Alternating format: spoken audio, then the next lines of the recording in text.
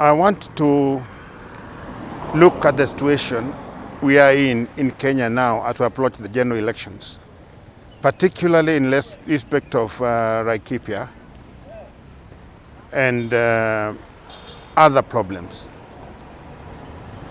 It does not matter. It really does not matter where you come from, who you are, what is your tribe, what rank you hold in government. But analyzing the situation in Laikipia should give only one result, that docket in charge of internal security has failed in total. And as we approach the elections, I would ask the president, I cannot command him because let him think again, review the tapes. How on earth would thugs ban schools 2 kilometers from where the government is addressing peace? How? 2 kilometers, that is 2,000 meters. 2 kilometers. And then overnight they continue not banning. What is the point of displaying that huge convoy of trucks for the security? If you can't handle such open terrain assault, you are good for nothing. You can't do it. Just stop. Mr. Matiaag'i, you know I respect you. We were with you. I saw you do a very good job in USID when we were in Parliament. But for this one, for the sake of next general elections, for the sake of Kenyans, please let's have somebody else in command. And your department has failed, zero. And that will cascade into what you will see when people start campaigning. Look at the politicians the way they are starting it now. They either didn't go to school or they didn't understand what was being taught there. When we are discussing viral load, when we are discussing spread of COVID, and then you come and you're enjoying the masses, knowing what happens. And just in case you can remember what was a millimeter in school. A millimeter, 10 millimeters make 1 centimeter. And these villas, the diameter of these villas is 1 nano. That means 10,000 pieces would make 1 millimeter. That's how big or how small that virus is. So when you come and expose the masses as we are doing now, we conclude that you didn't go to school, and if you did go, and you are doing this consciously, then you are a killer. You are a murderer. The public relies on us as leaders to guide them. On the status of economy, you don't need to go far. Yesterday, I'm in Nakuru now. Yesterday I stopped. I was taking a few calls, and when I was taking off again, I was seeing a small car. Apparently the place was wet, and some people passing by thought I was in problem. They came quickly and they wanted to help, not to attack. They wanted to help. One of them, after 1 or 2 minutes, identified me positively as Hon Mututho. One was a Kalenjin, one was a Kisi, the other one was a Luo, there was a Kikuyu, the other one I don't remember. Of course, I didn't have a problem. The road is fair. This road is fair. It was towards Rongai area. 5 men here. Their phone cannot accommodate 200 shillings. Or even 100 shillings. I asked them, no, iko na fuliza. What is this fuliza? It is simple. Kenyans have been pushed beyond the boundary. Much beyond the boundary. Everybody, every simple Kenyan here has fuliza. So what it means, that we are so heavily indebted, and these are small time monies. We are talking about 500 shillings, 200, 150, and so forth. Okay, I helped them sort out their fuliza business. But that is a reflection of people in Kenya. They did not ask me my tribe. They did not come on to ask me what party I prescribe to or my politics. They are Kenyans. And therefore, for today, I cannot talk about which position I'll do in next general elections. I think it's more urgent for us to come and address on what is ailing Kenya, what is eating Kenya. What is the problem? What is the issue? I've listened very carefully and analyzed every word. One time you may have a bucket, next time you have a kalaya. It's the same plastic, recycled many times. You don't change the chemical composition, but you can end up having a kiatu, kichanu, or something. That's how they are behaving. Please go back to your sons and daughters.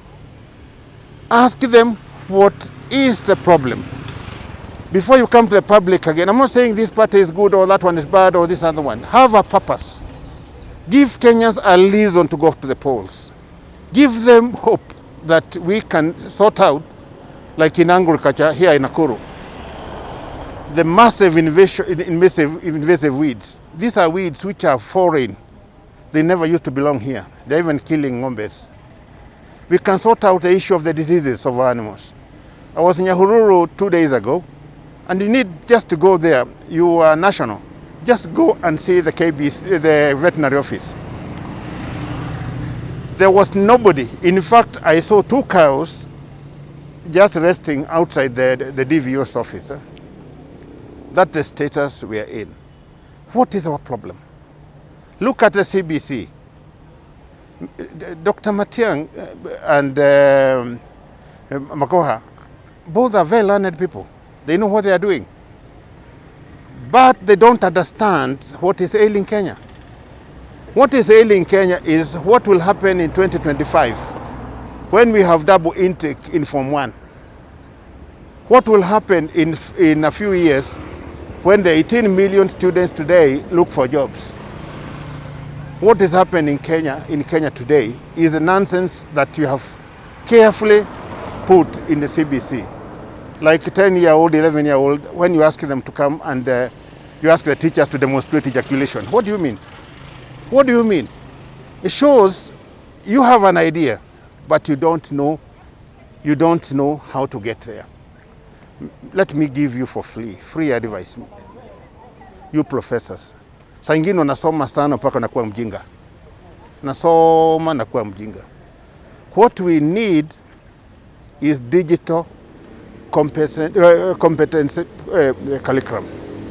Digital competence curriculum. Because everything we are doing now is digital. Everything we are doing. That would have helped much more than what we are talking about here. Anyway, every dog has his day. But this particular dog has eaten both the bones, matumbo, and everything. This particular dog has messed up everyone. From my friend and my president, Hon Mututho,